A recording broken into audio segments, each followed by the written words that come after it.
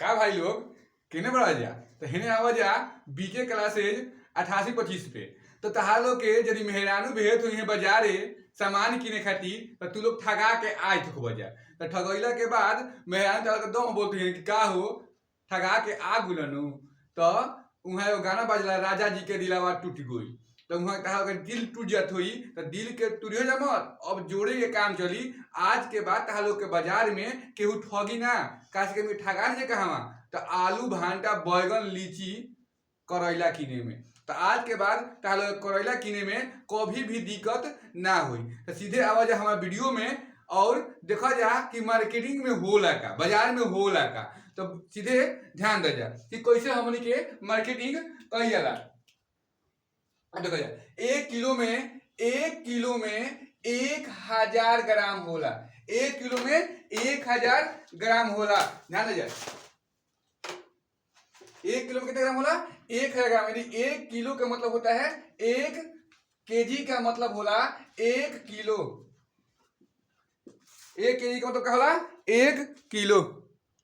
तो 1 किलो के हमने कहनी जे 1 किलो के कहनी जे हमने के 1000 ग्राम हो। अब ध्यान दो 1 किलो में कोई दिक्कत होला ना, ए भैया 1 किलो दे दो तो कैसे किलो बता 40 रुपए किलो तो दे दिला आदमी। अब के बाद ध्यान दो जा जैसे ही 40 रुपए किलो के बात होला तो उनकर जो बाई मेहरारू उ कहले भाई कि हमारा 900 ग्राम चाहिए।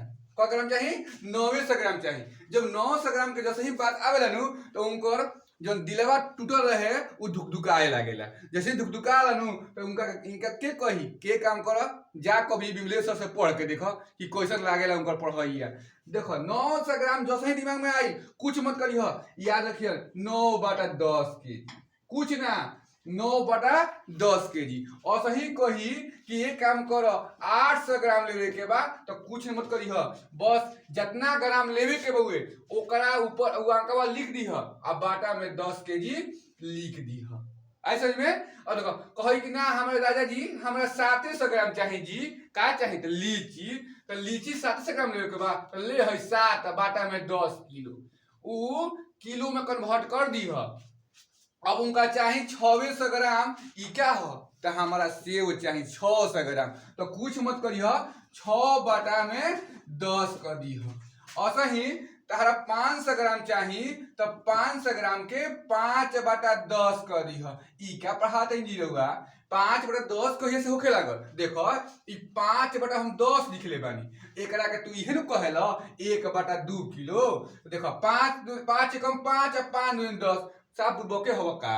यहाँ ध्यान दो यहाँ 1/2 केजी होता है कितना मेहरान तहा समझावत या बढ़िया से तो वो तहा समझ में नहीं आवत कि राजा जी हमरा के 1/2 किलो किन के लेके आई मानी आधे किलो की। अब हमनी के 400 ग्राम चाहिए। का चाहिए तो देखिए सुनी ना बड़ी मशरूम खाए के मन करता तो मशरूम खाए के मन करता तो मशरूम 400 ग्राम का हुई रही तो 400 ग्राम मशरूम मत किन के लेके आई ओमे डाले खातिर प्याज लेके आई और लहसुन पोटा वाला। तो 400 ग्राम का लहसुन और प्याज चाहिए तो एकरा के समझ 4/10 किलो। क किलो 4/10 किलो। और सही 300 ग्राम मंगी है तो वो हो जाए 3/10 किलो।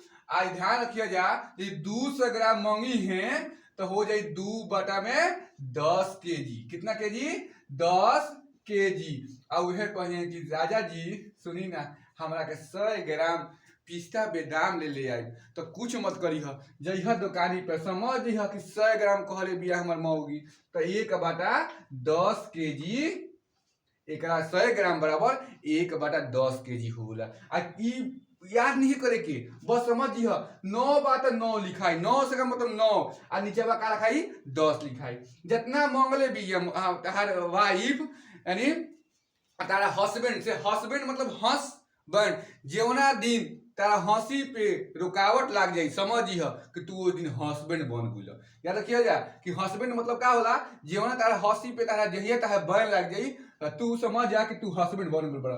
अब देखो 50 ग्राम के बात चलता 50 ग्राम मर्च चाहिए हो तो कुछ मत करी 100 के अधिया हो यानी 2 अब बाटा में काटना नहीं 1 मिनट 1 में गुणा कर 1 दूनी 10 दूनी 20 कर दी अब नीचे क्या हो जाए 20। अब देखो जैसे ही 25 ग्राम के बात हुई तो कुछ मत करी 1/का हो जाए 40। ई सब केजी है, सबका है केजी है। अब वो कहिए कि देखिए सुनी हमरा का आपका भूलवाई मत, हमारा 750 ग्राम चाहिए जी। क ग्राम चाहिए? 750 ग्राम। 3 पुआ जलेबी कीन के ले आई, आइल बा बेचे खाती दुअरिया पे। उनका का जलेबी जो इमरती होता है ना, इमरती जलेबी ले आके आ रासा वाला रस भरी जलेबी खिया दी है। तो अब ई समझ में कैसे आई? भाव तो बहुए 120 रुपए किलो, आ मंगले बिया मौगी 750 ग्राम। तो घबराइया मत, बस याद रखी है कि 750 ग्राम बराबर 3/4 किलो होला। कितना होला? 3/4 किलो होला। अब देखो जा इतना याद रही नु तो मार्केटवा में बता के ठगी होगी ना। आ देखो जाए पर कैसे मैथ बनेला, ध्यान तक जा। हम यही पे तरह का मैथ बनावत तनी, ले ले जा हेज बनावत तनी, ध्यान दे जा। एकरा के हम हाँ मान लो हम एको को मछुआ के हेज बनावत तनी, देखो जा कैसे बनी। तहरा के मान लो हम 40 रुपए किलो, 40 रुपए किलो तहरा के हम 40 रुपए किलो का लेबो? 40 रुपए किलो का बा? केला ले लो, तू काचा केले लो, तू अपना मेहरानू के भुंजी बना के खिला दी हो। तो लो 40 रुपए किलो केला बा, केला 40 रुपए किलो बा। अब कहियो कि ई कौन केला हो? ई काचा केला हो, काचा केला। पाकल केला दर्जन के भाव से मिलेला, ऐसा में। चलो केला काहे खिएब? तू उनका के ले जाके लीची खिया दो, लिखना हो लीची 40 रुपए किलो। तू बहुए मार्केट में मान लो लीची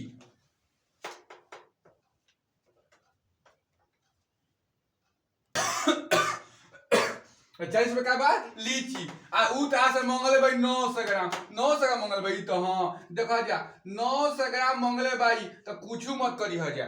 नौ ई भौवा में दामवा में कैसे बाजी 40 रुपए किलो, बस उ दामवा में तू 9/10 ले गुणा कर। देखा गुणा कोई नहीं, 9 चौका 36 रुपया, 36 रुपया के 900 ग्राम मिली। वाह सर जी वो तो सिखा दी जी।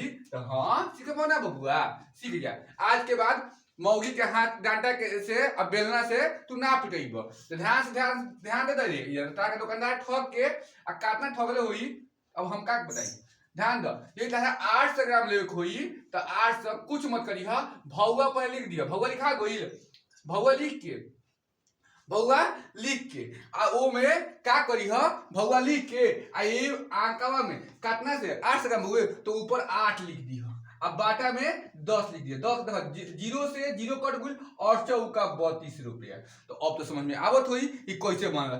अब सर जी चलो तो ये गुल हुई एक हम बिटकाई देतनी। सुनो तनी हमरा के इमरती जलेबी ले ले आई ना, कैसे बा हो? तो 120 रुपए किलो, 120 रुपए किलो बा। कितना चाही जाई? हमार गुड़ ने नैहर तो 600 रुपये थी, नैहर गुड़ तो 100 रुपया हमार माई दिले रहे। तो वही में से जाई जलेबी ले ले। तो कितना किन के ले?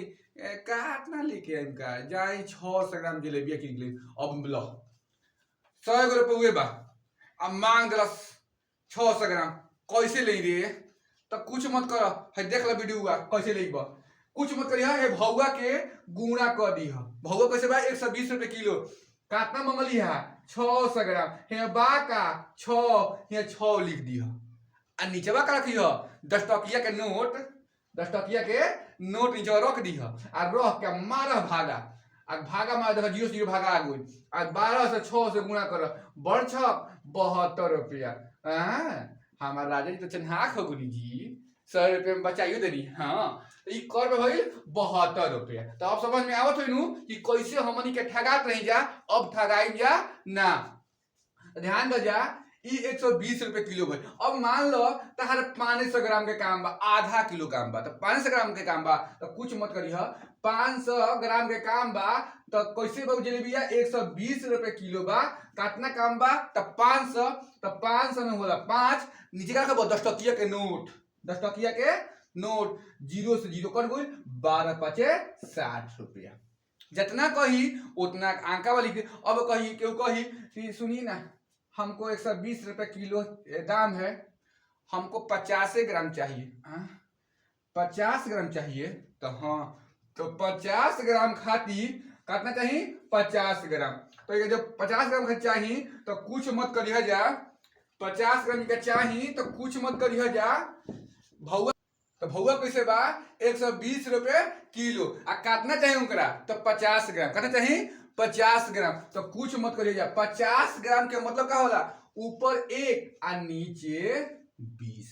1 0 से 1 0 कट गुल आ 2 से 6 यानी 6 रुपया उनकरा 50 ग्राम के लागी। 6 रुपया उनकरा कितना के लागी 50 ग्राम के लागी।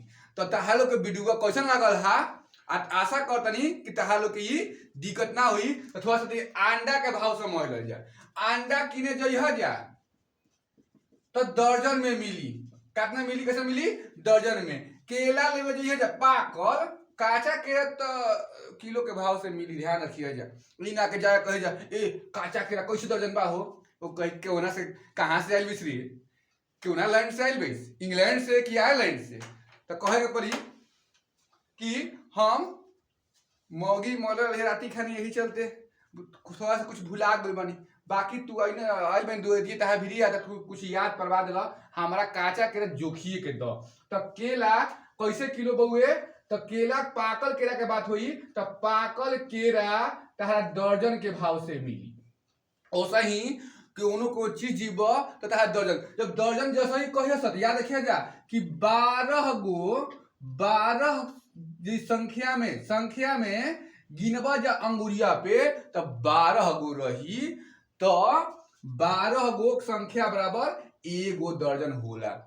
यानी 1 दर्जन अंडा लेब